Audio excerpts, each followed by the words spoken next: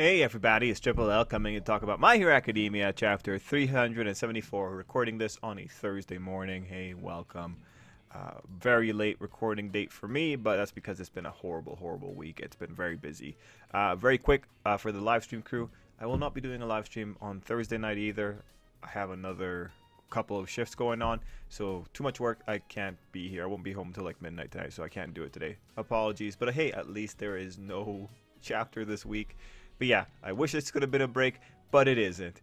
Anyway, My Hero Academia chapter 374. The chapter is, I think, relatively simple, and it has a few wasted pages that I don't really need to spend a lot of time on. In terms of general notes, last week, I'm pretty sad, but hey, we're moving on. Now, what I'm happy about here, like maybe across the videos you've heard me talking about regroup, and we're kind of getting a little bit of a regroup. Honestly, when I'm thinking about regroup, I'm thinking like a big spectacle of a thing. I don't really, didn't really see it coming in the way that the author brought it in, which is always nice. I do still think that there's going to be final stand, and final stand just refers to like all the heroes and villains regrouping and then coming together for one last big clash. I still see that kind of happening, but we're so close to chapter 400, just 30 chapters away. I'm not sure if we can get that, but I feel like a final stand could still happen. We still have so many battlefields to cover too. We still have so many people that need to do stuff. So yeah, we'll have to see how this goes, but I still feel like we can get a greater final stand. I am happy that we got to see Dobby there, and overall, like Kurogiri getting out, that we kind of saw that happening because we needed regroup to happen. It was just always the matter of how it's going to go down, and right now we're getting, like, I think a lesser version of what I envision. And when I say lesser, I mean like lesser in magnitude, not lesser in quality. But overall, like, nothing really surprising here. I do wish that with Kurogiri's bust out, I wish we could have gotten something that had Shoji getting a more decisive victory and had something that was a little bit more clever than just Spinner running in there and using a micro device. Like, come on, man. I think it would have been cool to have a moment where, like, President Mike thinks he's got it, and then Spinner's, like, last minute of desperation, like, maybe he holds back President Mike, lets someone else come in and activate another voice recording. Because, like, if we live in a world where these people have micro devices, it's not that hard to get a second voice recorder, right? I just think we could have had a much more creative method that would have helped out there. You could have still kept the overtures of what happened in the previous chapter. So it's always like the issue of like, how do we set up the situations? How do we execute? I think you could have gone something a little bit more complex, a little bit more engaging, something that uses more characters. But at the end of the day, we got to the first little bit of a regroup going on here. That micro devices though, the micro device is like the weakest thing. It's just like, if you're gonna go that far with a micro device, why not just have many micro devices all over the place? Like, how exactly did you, like, what did the micro device tell Kurogiri? Was it actually a micro recorder or a micro speaker or something like that? Or like, did it get beamed into his brain? It's funny because like some commenters were pointing out, like, how is he gonna find out what he's gonna do? Like, honestly, not even worth asking in the world of Hero Academia, because like one of the big things, like, you have Skeptic there. Skeptic can do like whatever he wants because technology is so undefined in Hero Academia.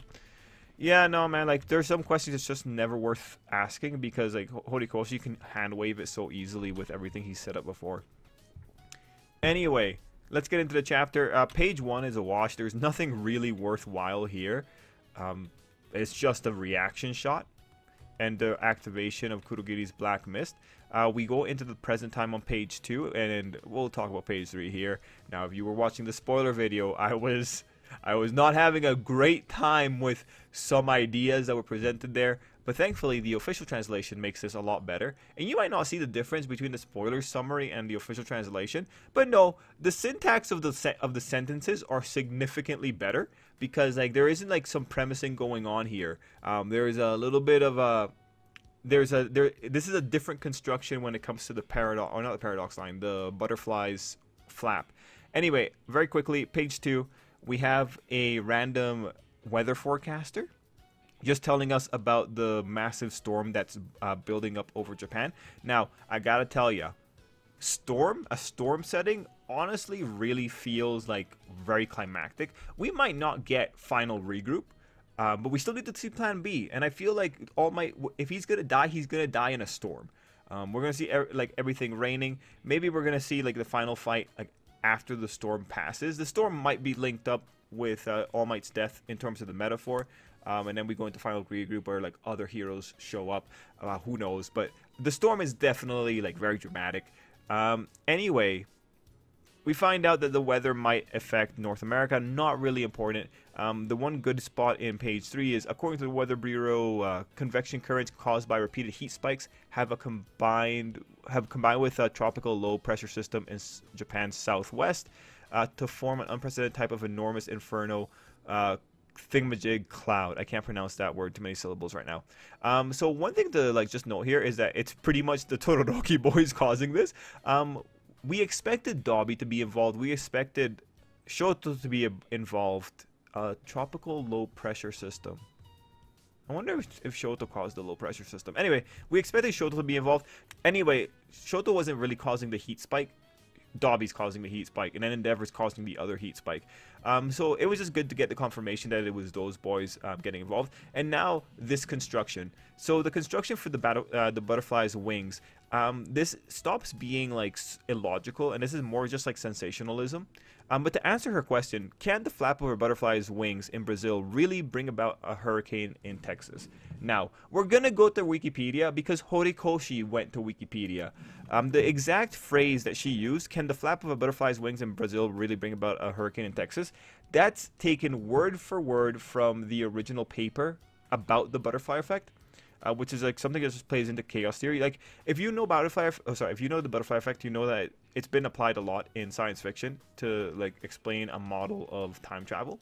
The butterfly effect in our world, the way that she's using it is specifically talking about the way it works in the weather system. Now, to like very quickly, because Horikoshi took the exact name of the paper, we can go now into like the exact mechanics here. What's really important to remember. Should I explain it? Yeah, okay. The basic idea of the butterfly effect is that like small effects can ripple or they cause a domino effect into a larger system.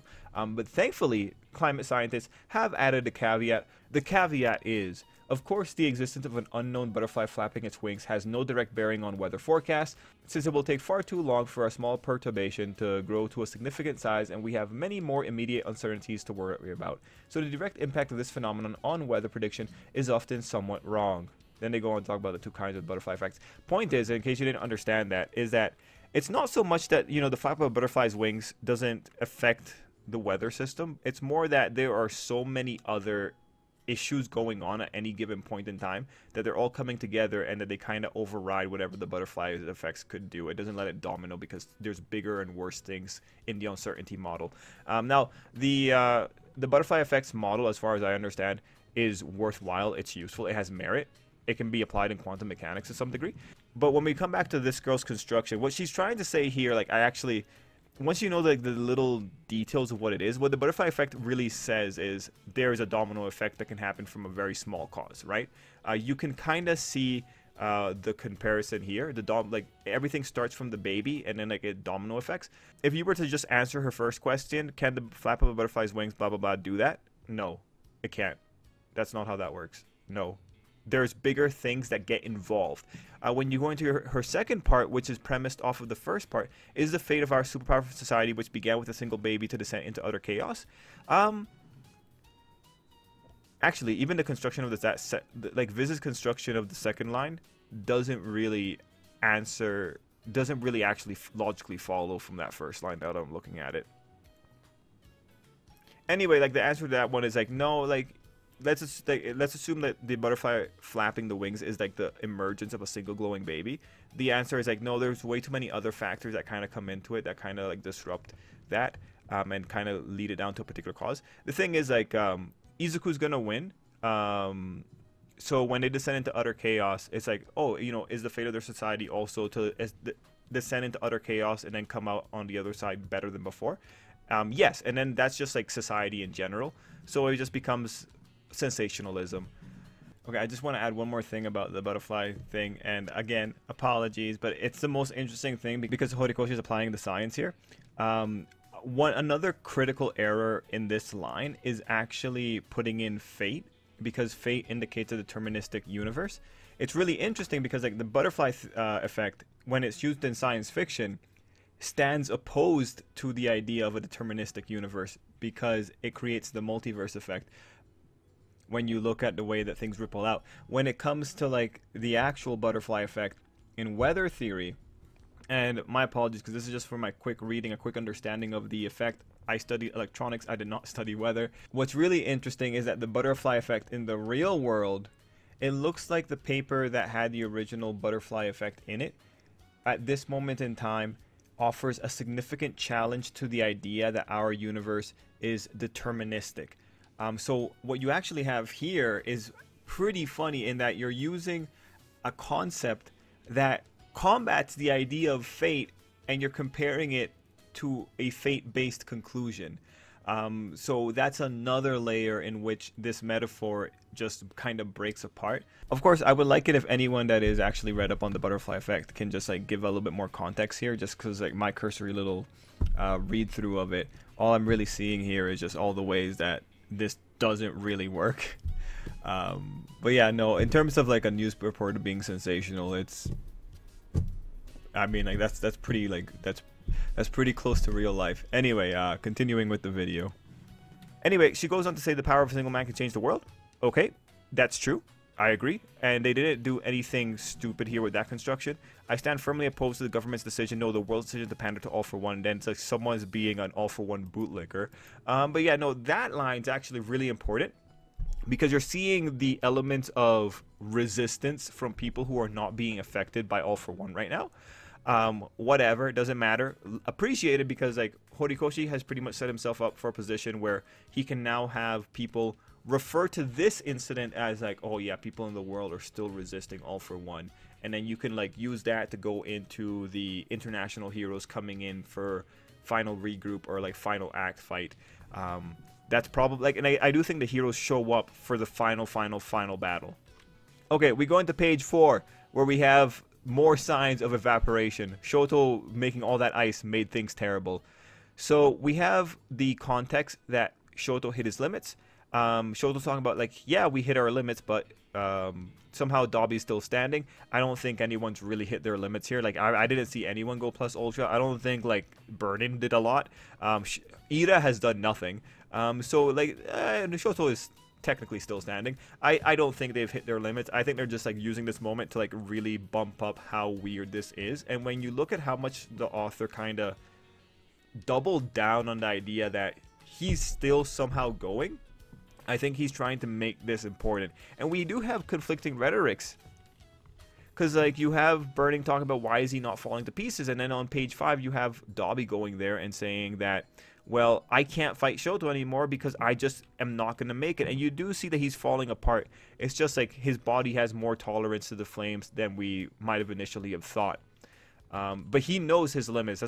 That's been actually a really good thing when it comes to Dobby. He in general knows his limits.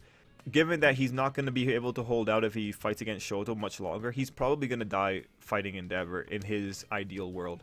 Anyway, you have Burning's line here, and this is really important just because, like, when you have a character talking about it doesn't make sense, like, the author really, really wants to, like, hammer it home that, yes, I'm aware this is weird. Because of the character bringing it up, what it ultimately does is says, like, there is something else going on here that is affecting the Dobby equation. Now, what could it be? I'm not too sure. Like, I mean, like, I just think you could just say Dobby's body can just hold out to heat in a very particular way. And, you know, there's other things like, I don't know, whatever, like the doctor did to Dobby or whatever. There's many ways that you could go here to justify it. I personally don't care. I just need to know that the author knows that it's weird, because that just suggests that there is some kind of weird thing going on here. Anyway, I do love seeing Shoto just get utterly shafted. Like, Shoto doesn't matter. Shoto's not really important here. Like, what we're really here for is Dobby versus Endeavor. So I like seeing this because this is who Shoto kind of is right now. He doesn't really matter. Don't know if Shoto's going to show up in that other battlefield. It'd be really cool if Ida, like, very quickly grabbed him and ran through that portal too. Because, like, heck, if Kurogiri's going to be portaling everyone, might as well use it. Anyway, we have Skeptic calling Dobby Mr. Daddy issues, and we have him setting up that Dobby's going to get to go through the portal. Now, I think it's quite funny that somehow the warp gate appears right in the trajectory of where Dobby was going. that is hilarious to me. It will never not be hilarious. Anyway, we go back to the UA battlefield. What's really interesting here is that you had Monoma getting a line in this particular situation. We have the Storm picking up at UA. I really feel for those guys. When I see Monoma and Aizawa, you also have to remember we have yet to see Shinzo. And Shinzo was set up to get something. So we still got that going on. Actually, it was really funny. On one of the live streams, we came up with the elements that we still need to get. I have the paper right here. So in terms of elements that I still think we need to see in the final arc, let's see. We need to get the Seto battlefield. We need to get the Ochako Toga moment because like Horikoshi said he like wrote something amazing for Ochako Toga. We need to get Aoyama's follow-ups. We need to get maybe the Hawk, moment of hope. We need to get the Shiketsu reinforcement because these people have been building up the Shiketsu did something. So like Inasa's also probably need to get something. We need to get the Todoroki family monologues during the Dobby fight, I think. I don't think you can finish off Dobby without having the Todoroki family involved. We need the regroup final stand. We need Stain to do something. We need I already got Aoyama here. We need the Gentle Labrava return moment. We need the Kirishima, Mina, Makia, I think more stuff for them. We need Aizawa, Shinzo, Aizawa, Shinzo. I don't know if I put Makia here, but maybe not Makia. It would be nice to get Skeptic's greatest failure explained. We need to know what Skeptic's doing with the thing he's sending to UA somehow or whatever. Or like the UA shelters. There was another thing that I thought of while I was reading this that I forget. So we still got quite a few things that we need to get the elements for. We need to cover. The Yoichi flashback. We need to get the exact process of how exactly One for All started getting passed down. So we still have quite a lot.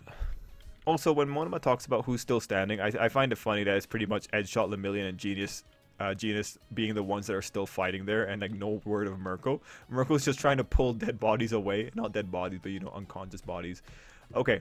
Anyway, we then go into All for One's big thing about how he talks about, he's just going on a spiel about how he believes in people's emotions more than anything else.